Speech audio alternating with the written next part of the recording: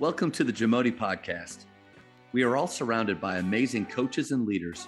So let's get an inside look at not just what they do, but how they do what they do. After all, becoming the best versions of ourselves is Jamodi, just a matter of doing it. Coaches, the Jamodi podcast is powered by Shoot 360. The future of basketball has arrived in Dallas-Fort Worth. Shoot 360 combines the latest sports technology with the fundamentals of basketball skill development. The result is a one-of-a-kind video game-like basketball program designed to improve your shooting, dribbling, and passing. Visit shoot360dfw.com to learn more and register for your free 1-hour workout evaluation. Shoot 360, the future of basketball is here. Anytime somebody gets a new job, I feel like in the press conference, there's two things that they say. They're going to have a great culture and they're going to play fast. Like it's right. You can almost just bet that those are the two things. So I want to tackle those two. The first is culture, a word that's used a ton, but it's still real. How does culture drive performance in your program? Yeah, I mean, I think that's a word that's used and it continues to be used. And I thought at Pitt we had an unbelievable culture, but now it's and my belief is you strive for it every year and every team, but it's even more challenging now because you have so many new players. At Pittsburgh, we had a program where we seemed to have 3 or 4 seniors every year, and we never lost a kid to transferring, and so we were always bringing in 3 guys. So I thought that the culture was the players brought that along, and now with how everything's going, I mean, we'll bring back 7 really core guys probably. Last year is about the same, 8 or 9, but that's unique. That's more than most. That's way more than most. So I think the culture, but I think every year now you're going to be creating that culture and to think. And why I say this because I don't want to go into the thing where I think that culture is going to be carried over by those 6 or 7 and believe that's going to be the case. We've got to establish it.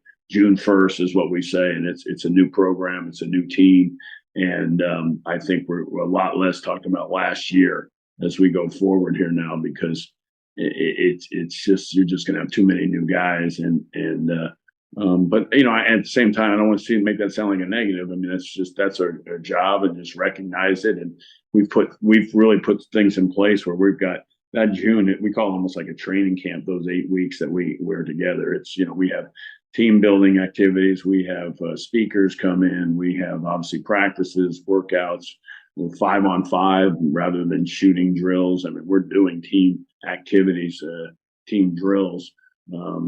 So. Everybody's talked about this, but now we're starting in June. You were there, it was October 15th. Yeah. And so we're June. We've got 4 more months. June, July, August, September, almost 5 more months to get to work. Let's take advantage of it. I think you nailed it too, where it used to be where as a head coach and maybe even the assistants, you could just trust that the culture would be passed down. And the group that's becoming seniors, that they've been through it for 3 years. So, it's just going to be inherited by these new players. I think to your point, the fact that there are so many changes now, it's going to force us as coaches to make culture more of a priority and to think of every year as new, because even the old way, back when I played and when you were at Pitt, like the old way of thinking it's just going to come up. The danger of that is not realizing that you're actually losing it, that it's seeping away. This way, golly, it's apparent that you need to hit it in this June time. Yeah. I've heard people saying that, and like you said, the culture, and I'm like, to me, it's I've been here. No matter how many years, you got to get a new culture every year. That's really where I'm coming from, and I don't mean to point out somebody saying something or something, but that's just my mentality. No. You can't take anything for granted, and and even with this, we have guys that could be coming back. We had last year that we kind of lose them for a month or two with work trying to get to the next level and doing the NBA workouts or whatever it may be, and so it's a process. and it evolved. Right now, we're doing stuff. We're doing individual stuff. Like we're doing putting all of our guys through NBA combine workouts, and my belief is every one of our guys will get to that point where they're at that. If you're going to be playing in the best league in the country, you're going to have guys that are going to be NBA, at least borderline players, and certainly guys that are going to play in the NBA. So, there's different stages, there's different periods, but the constant we've got to be trying to improve both individually and as a team. The second part of that press conference is that teams are going to play fast. But you're in my opinion, in a rare place where you actually do it, but you led the country in fast break points. So my question is, how do you actually create a culture of playing fast and it actually translates to the floor? Yeah. Well, I mean, it's been a process, and I've always at Pitt, we always tried to fast break, and but when you're playing with two bigs and you're playing in the best conference and you got really good teams defensively, there's some things that are hard to overcome. But when I got to the Big 12, I saw how successful Kansas was. Usually that's what I did. Big 12, Big East, we saw how successful Connecticut was. So we kind of modeled ourselves after them and tried to adjust.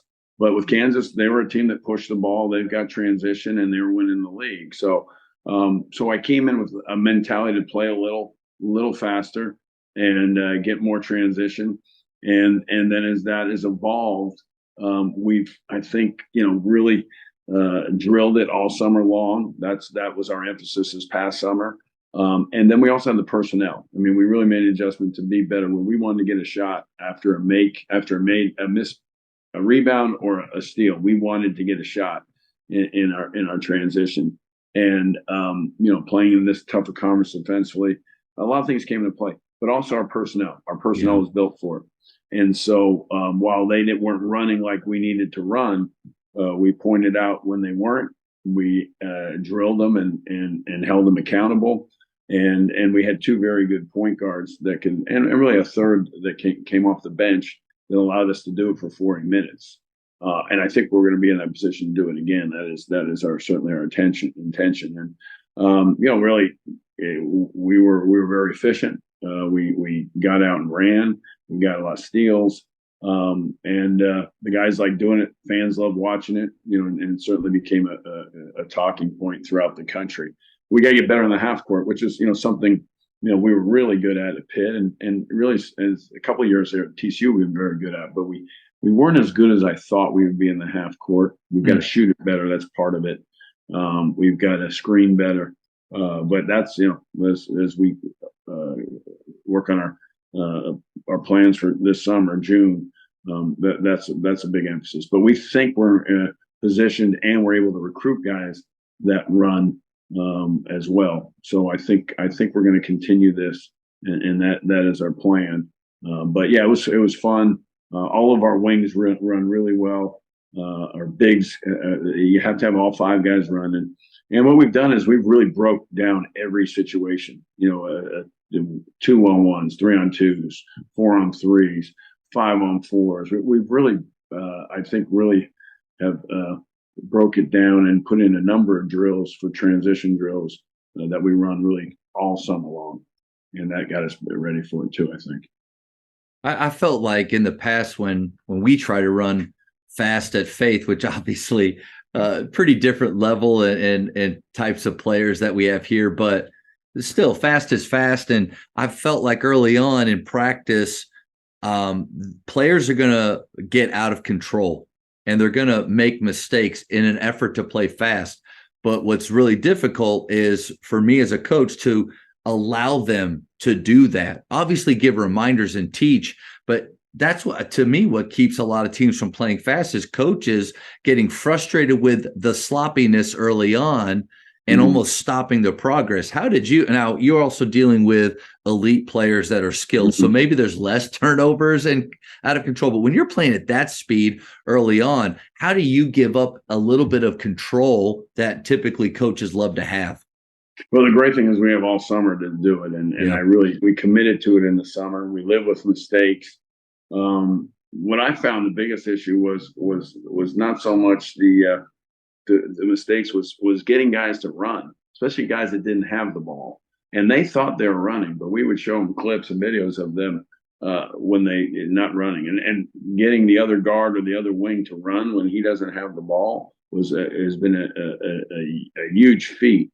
But we finally got that switched around the last couple of years, and they understood it. So um, that was my biggest battle that we've seen, and we've got to be prepared for that going forward here too. But if one guy doesn't run, we really define it as it's a 5 on. What we have to do at worst, we want to have a 5 on 4, Hmm. and one guy not running kills the 5 on. We're down. We can't. It's the fast break's over. So we have to have all 5 guys running full speed with a purpose and with spacing, obviously, and a lot of other things. But if one guy doesn't run, the break is over. That's our mentality. Man, you're right on the money. Like you get a group of players together and you say, hey, how many of you want to play fast? They're all going to raise their hand, but I don't think they really understand the effort that it takes to actually do it. And the fact that you're going to run many possessions and not receive it. So it's almost like you're running with the hope of getting it, but if you don't, that doesn't change the expectations. Yeah, the reward is not there every time, and so how often are you going to run without getting It's the reward? selfless. You really got to be selfless to do it. Yeah, yeah. We talk about our big guys making another guy guard you. Yeah. We talk about running in space, getting to that dead corner to create space to flatten the defense. So, and you may not get it, and so that's what I talked about earlier, where we talked about the guy that sprints the floor in transition and may not get the basket, may not get the assist, but it's the guy that really made 2 guys guard him or made them make a decision and put him in rotation. So we reward them. They don't get, and I say that they don't get rewarded. They may not get rewarded on the box score, but we have to reward them as coaches and staff. That's good. Do you think that it's difficult? I think you felt that maybe this year that it's difficult to be a fast-paced team where we're looking to really to get shots, not just playing transition, but shots out of transition, because translating that to being a good half-court team, because the aggressiveness and the shots that you get in transition are sometimes they're different than what it feels like in the half court when you're actually running action. Do you think that's maybe why there's not a disconnect, but some teams can be better in one and then struggle in the other? Yeah, I mean, with our running this year, and we were elite. I mean, we led Yeah. the scoring in transition by a lot in fast break points, and for some reason, our offensive rebounding numbers went down, and we're trying to figure that out. I don't think there's a big correspond. We've really analyzed it. We've tried to find. I mean, we took less threes, so we think possibly we got more layups. We shot a higher percentage. We led the league in 2-point baskets, field goal percentage from 2. So we did a lot of good things, but we did an offensive rebound, and possibly that was based on we were trying to find a stat where we 3-point shots are rebounded. You would think defense gets less, offense gets more of the 3-point shots, the long rebounds, the caroms, the defense spread out a little bit more. So we think the less threes may have led to that, but we've really analyzed that and tried to figure out, because if we had kept the fast break points going with our offensive rebound, we were number 1 in the country last year in offensive rebounding efficiency. If we had kept that this year, our offense would have been elite, and it wasn't there. So we know where our deficiency is. We don't shoot it great from 3. This past year, we intend to be better next year. And I say that we shot it better as the year went on. We had a real slow start with guys out, a whole different team for really a lot of the year. But our guards were out for 15 games. That had to have something to do with it on shots, because they're distributing as well as shooting. Yeah. So there was a lot of factors I think that came into it, but the consistent thing was we continued to get transition baskets. Um, that was that was good. The defense was good. Our rebounding should have been better, and I don't know if the transition baskets was a detriment toward our rebound. That's interesting because in transition we run to spots. I've noticed when we're in the half court and we're actually going through kind of our flow or continuity, when the shot goes up, we'll have 3 or 4 crash like they're supposed to. But in transition, they tend to sprint to a spot and stand and watch. Mm. It's almost like there's a disconnect between I should be crashing the exact same way out of transition that I do in the half court. I think it's maybe that next, like, I can't imagine in their minds what's going on. Sprint to a spot, get dangerous, be prepared. He's driving. That click moment of I should also be moving. That's a disconnect for us. But again, we're just these are just teenagers at the high school level. Well, maybe they're tired. Yeah. That can be it. I always think of the emotional part of it, or their mind. Yeah. That's what you can change. And maybe they thought they were open. Maybe they were tired of running. Maybe they thought the guy was going to make the shot. There's certain things that come into play, but it is, we want to make it very clear that they're rebounding on every shot. And I say every shot, we want them going. And that's why we've been good at it. We talk about rebounding on the pass. So we know our team so well. We know our players so well. When this is slot to slot and he's swinging it to the corner on the flight of the ball, we should be going to the glass because we know that guy in the corner is going to shoot it because that's what we practice over and over again. So, yeah, there's we define it, and we have coaches watch him every day and say, he didn't go or he didn't get back, depending on the role. But we don't do it every time, and that's what we're striving to get to. Yeah. I love the fact that you thank you for sharing that you showed your guys running hard and also on film show them times when they're not, because I think that's everybody says they want to play fast, but actually making it happen is different. And I was thinking of at TBC a few years ago, sitting in the crowd, and one of my friends that I was there with, Coach Huggins from West Virginia, was talking, and my friend raised his hand shyly and asked the question. He says, "How do you get your guys to play so hard?" And he just looks at him and one word just goes, treadmill. Yeah. So we're all kind of looking at each other like, what? And the way you explained it, though, that's actually it's helpful. Yeah, no, he's. I mean, I know I've heard that. That's what they do. They have the treadmill on the sideline. So I've heard that. But the other thing is we have a standard, and it relates well now, even more so. I'm heading there to see him. He's getting honored today, but. Desmond Bain. We showed clips of Desmond Bain when he was running for us, and we talked about first step. Like some guys, they hop, they look, they sideways. I mean, his first step, it was like, it just shot out of a cannon, and we use that phrase, and that's really where the difference.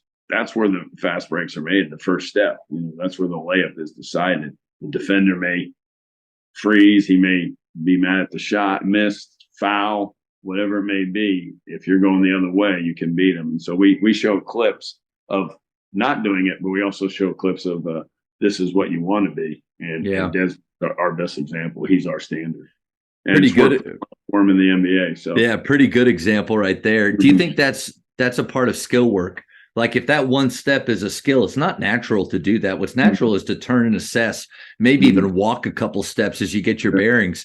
Do you think that's a skill that you got to actually take them through, like in skill work? Oh, yeah. No. We practice that. We practice guys following their shot. We do drills like that. We'll do 5-on-0 where it's first step, but a defensive drill that leads to transition and talk about first step and it's drilled and but fatigue and. Guys playing too many minutes, those things factor in. Didn't get it last time. I mean, we got to address all those things because they're all fast enough to run. It's the decision to do it every time is the challenge.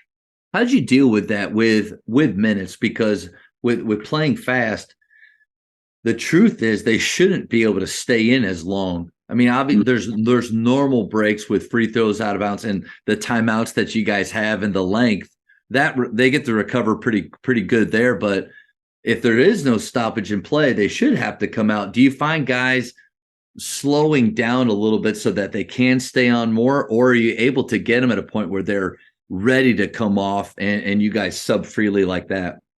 Yeah, we want to be in that point, and sometimes you're where you can sub before they're tired and have a rotation but things get changed, and we had guards out early and didn't have that rotation, and then we had some forwards out. So I mean, there's times and sometimes we just miss it. We don't have the guys sub too late or sub too early, but it's he coach. Huggins mentions treadmill. I go to playing time. Yeah. I think we don't take a guy out for missing a shot. We take him out for effort, and that's really what it is. So I know every guy's trying to make a shot when they shoot it. It's really effort. Not cutting, not getting back on defense, not running the floor, not going to glass. Those are effort things. Those are decisions that they made. Thank you for checking out today's episode. Please take a moment to subscribe to this podcast, share it with your fellow coaches, and find us on social media for what's coming up next on the Jamodi podcast. It's just a matter of doing it.